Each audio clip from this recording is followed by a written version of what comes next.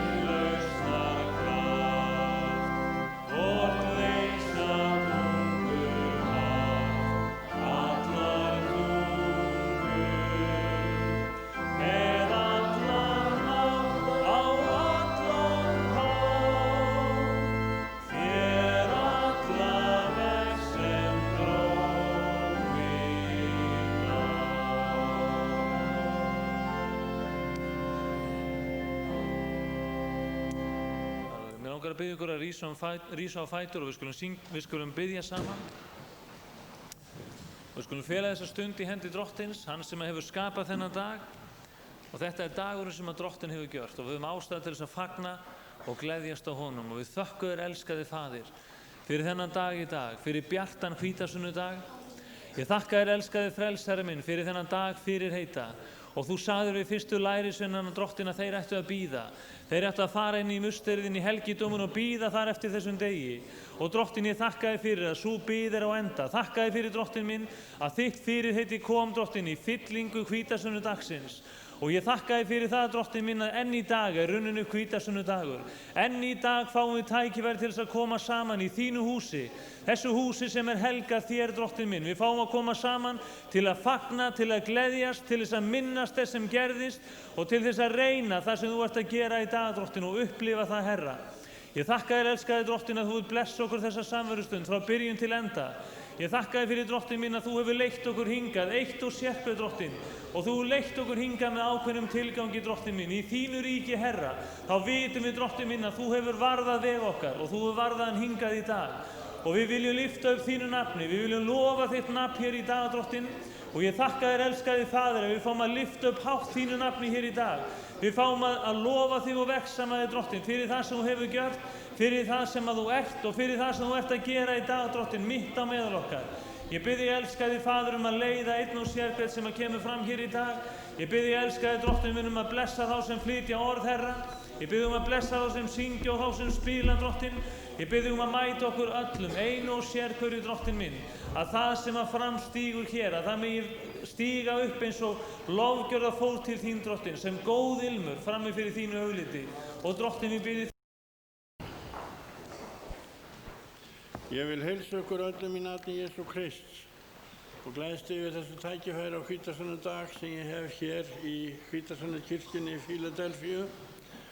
Og leið að ég býð ykkur öll hjartanlega velkomin, þá mér sérstök ánægja af að sjá vinn minn Árna Jónsson,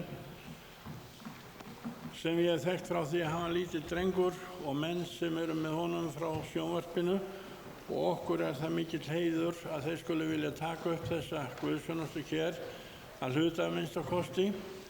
Og svo sjómannasunnudagur og sunnudaginn kemur og þá munu þeir fara til Vestmannaeyja og ég mun eiga samleið með þeim þar, því sjómannadagsráð hefur beðið mig að minnast drukknaðra og hrapaðra og halda ræðu á sjómannadag. Svo við erum bænar þurfa og mikið bænar efni. Ég hef verið að íhuga Guðs orð í dag einmitt í sambandi við þennan dag og vitið því að hvítasunna ein af 3 aðalhátíðum ársins og hún líka ein af 3 elstu hátíðum ársins. Ég fæ ekki annað sé en að bæði hvítasunna, jól og páskar séu öll jafn gömul. Og það getum við lesið í 2. Mósebók, 23. kapitula og í versi nr. 14, því fólk oft spyrjandi og villandi einmitt í þessum sökum. En það stendur svo, og þetta skrifað 1500 ára fyrir Krists og síðan eru 2000 ár Krists burður. Og það stendur í versi nr. 14, 3 á ári skalt þú mér hátíð halda. Þú skalt halda hátíðina ósýruð brauða, það eru páskar, og þú skalt halda hátíð uppskeru hátíðarinnar þegar þú farð frumgróðan að vinnu þinni sem þú sáðir í akurinn og uppskeru hátíðina við árslokin. Þessi röð heldur sér enn í dag og það merkilegt að taka eftir því þegar sagt í 3. Mósebók hvernig átti að halda hvítasunnu, þá stendur svo þar: og Drottinn sagði við Móse, mæl þú til Ísraels manna og seg við þá, þegar þér komið í land þar sem ég mun gefa yður og þér skerið upp korn, skuluð þér færa presti fyrstu korbundin af uppskeru yðar. Þetta sem sé frumskeru hátíð. Og þegar þeir komu með fyrstu uppskeruna fram fyrir prestin, þá áttu þeir að veifa því. Og það átti að myndast dragsúgur. Og það átti að takast eftir því að það var eitthvað að ske í húsi Guðs. Engin kirkjugarðs lognmólla, heldur það sem var líf. Þetta var hvítasunnan. Og hvítasunnan sem hefur haldið sér frá upphafi og heitir á grísku Pentekost, þýðir 50. dagur frá páskum og það með það sem við erum að halda hér í dag. Þegar hvítasunnu að ræða, þá kom hún sem mikil þörf. Hún kemur sem gjöf frá Guði yfir mannkynið og hún kemur til þín og hún kemur til mín. Og það var lesið í morgun í ágætu viðtali í Ríkisútvarpinu sem séra Bernharður Guðmundsson hafði við Þuríði Pálsdóttur. Þá var einmitt lesið þetta hvað hvítasunnan er. Og hún sagði það, þessi merka kona, að sér væri nú ekki létt að tala andleg mál, almennt og opinberlega. Og hver það sem það getur? Ég veit ekki betur en að það þurfi allir að taka á sér og það þurfi kraft til þess að gera það. Okkur þetta ekki eiginlegt. Hugsaðu bara sjáum því að þú ættir að koma hér allt í einu og standa hér og tala fyrir framan þetta fólk sem hér í dag. Það þarf eitthvað til og það sem að gildir í þessu sambandi, það kraftur heilags anda. Og í Postulasögunni 1. kapítula og 8. versinu var lesið þetta stórkostlega orð sem að hefur fullt gildi og lærisveinarnir fengu að heyra það og það innihald og baksvið hvítasunnunar. Og það stendur við þá í 7. versinu en hann sagði við þá, ekki það yðar að vita tíma eða tíðir sem Faðirinn setti af sjálfsins valdi, en þér munu öðlast kraft heilagur andi kemur yfir yður og þér munu verða vottar mínir í Jerúsalem og allri Júdíu og Samaríu og til ystu endimarka jarðarinnar. Það að vera vitni í Jesú Krist, það þarf kraft til þess og krafturinn gefinn í heilagum anda. Og þegar að heilagur andi féll á hvítasunnudag eins og við höfum fengið að heyra upp lesið í dag, þá var skyndilega gnýr af himni. Þá var Guð að veifa sínum kortbindum á meðal mannanna. Og þegar að gnýrin af himninum kom eins og aðdynjandi sterkviðris, þá fylltist allt húsið sem þeir sátu í. Og svo skeður það sem við ekki skiljum og getum aldrei skilið. Þeir fóru að tala öðrum tungum eins og andinn gaf þeim að mæla. Og þetta innihald hvítasunnunar á yfirborðinu. Þetta tákn. Ég hef fengið að reyna þetta tákn og þetta svo algjört tákn því að þarna má ekkert koma frá mér sjálfum. Ég get ekki hlusta á það sem ég hef heyrt suma segja ef þú vil skýrast með heilagum anda, tala þú og segðu eitthvað. Burt með allt slíkt. Það á ekki heima. Þá það guðlega tekið í burtu. Það Guð sem verður að kveikja þetta og það hann sem verður að leiða þetta fram frá brjóstum okkar að við förum að tala nýjum tungum og förum að vexa með Guð. Þegar þetta kom fyrir í fyrsta skipti hjá mér, þá var ég í fasta svefni klukkan 2 nótt. Og ég var ekki í spjalli yfir kaffibolla eða masi hitt og þetta. Nei, ég vakna við það ég hafði beðið áður en ég fór að sofa að ég farin að tala tungum og ég farin að mikla Guð. Og ég fann hvernig að krafturinn kom hérna í gegnum hjarta mitt og upp í hálsinn og undir tungurætunar. Og mér var þetta algjörlega ósjálfrátt, ég bara hlustaði. Og þannig var þetta hérna í Postulasögunni og ég hef eina mjög sterka reynslu frá þessu að eina mjög sterkum tungutölurum sem var í Betisöfnuðinni í Vestmannaeyjum, Jónína Ingimundardóttir í Bæjarhúsinu eða Vestmannabraut 12, hún fekk lömun. Hún var máttlaus og missti málið og fór á sjúkrahús. Og hún var í norðvestur herbergjum á 3. hæð sjúkrahússins í Vestmannaeyjum og Eirík Eiríksson kom þá til Eyja og bað mig að heimsækja þessa merku konu. Og þegar við komum til hana, mállausa og máttlausa, og hún var vör við hverjir voru komnir, og við náttúrulega þurftum ekki að spyrja hvernig hún hefði það. Hún lá þarna svona á sig komin. En við fórum að biðja. Og þá skeður það furðulegasta sem ég hef verið með í. Ég man hana vel heila og fríska og heilbrigða í bænastundum í Betel. Hvernig hún lofaði Guð og hvernig hún talaði nýjum tungum. Allt í einu tók svo gamla til að gráta. Og tárin runnu niður karmennar. Og svo fer hún að tala. Mállaus konan fer að tala. Og hún fer að tala nýjum tungum. Og hún talar svo kraftulega. Og svo þegar að blessaður Eiríksson sagði amen, og ég sagði amen líka, þá sagði hún amen. Svo ætlaði hún að halda áfram, það var búið. Andinn gaf henni þetta eina tækifæri til þess að tala og lofa og vexa með Guð. Og þér munu öðlast kraftur heilagur andi kemur yfir yður. Ég hef þessa reynslu frá 27. nóvember klukkan 9 að kvöldi 1939. Ég stóð í litla salnum í Betel og við höfum brotið brauðið og minnst dauða Drottins. Og þegar ég stend þarna þá kemur þessi blessun yfir mig í svo sterkum straumi að mér fannst hárin rísa á kollinum á mér og þetta fór hverja taug út í fingurgóma og niður í fætur. Og þegar ég stend þarna þá er ég óumræðilega blessaður. Það fylgir þessu svo mikill unaður og mikill sæla og mikill blessun. Og það kemur önnur bylgja alveg ekki síður en svo fyrri og það kemur þriðja bylgjan og þá sagði ég við Guð, þú verður að steinhætta Guð, ég þoli ekki meira.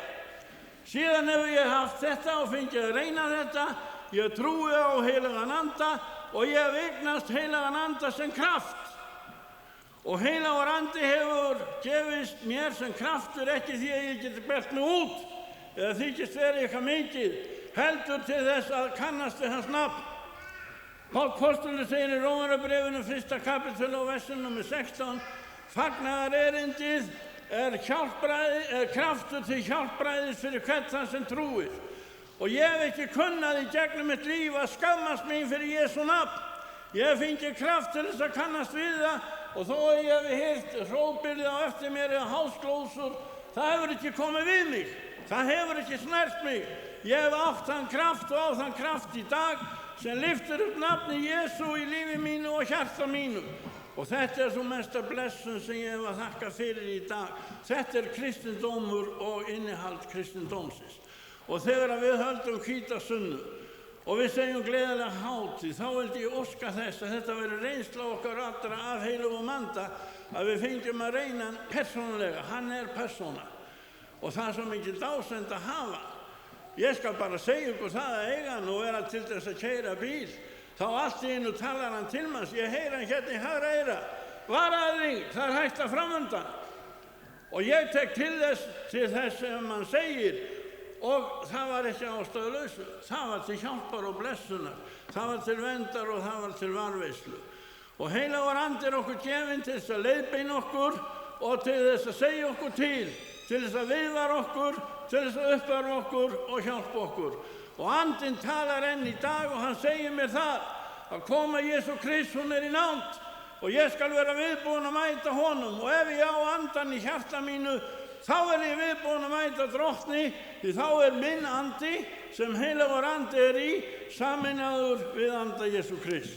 Guð blessi ykkur hvítasununa og ég þakka fyrir þetta tækifæri. Þetta er nóg innlegg.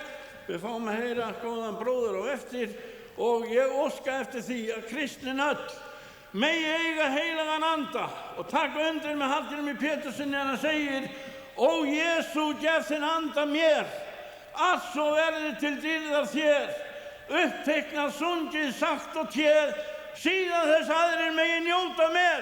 Ég vil hrópa þetta út og ég vil kalla þetta hátt til ykkar.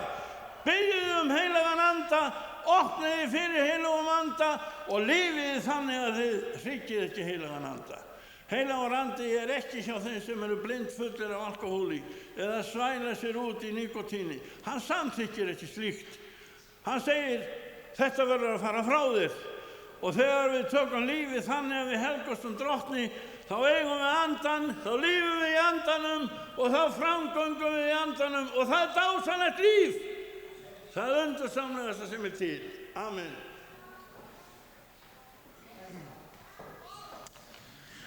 Og þetta er vitnisburður kraft heilags anda og það er gott að mega ganga fram í þessum sama krafti sem að drottinn gefur okkur í dag. Og það er gott að vita að það fyrirheiti drottins, að það er ekki bundið við persónur eða einstaklinga, það er bundið við það sem að Guð hefur lofað að gera. Og það sem hann hefur lofað að gera, að það mun hann standa við. Mér langar til þess að segja ykkur frá því að þið sem eru með börn hér inni, yngri en 6 ára, þá vorum við með barnagæslu hér niður í neðri sal kirkjunnar. Og mér langar til þess að biðja lofgjörðarhópinum að koma hérna fram og við fáum tækifæri til þess að syngja saman. En á meðan við erum að byrja að syngja og þá gefum við ykkur tækifæri til þess að fara niður með börnin. Þið sem að vissuð ekki af eða viti kannski ekki hvar þetta er, að þá er barnagæsla niður á neðstu hæð, niður í kjallara. Og við munum fá að syngja saman. Á meðan að fólki er að ganga niður með börnin, þá vil ég segja frá því líka að í fyrramáli klukkan 11 fyrramáli, að þá verður útvarpsguðþjónusta héðan frá þessari kirkju. Það er búið að taka hann upp, svo þeir sem ætla að koma hérna klukkan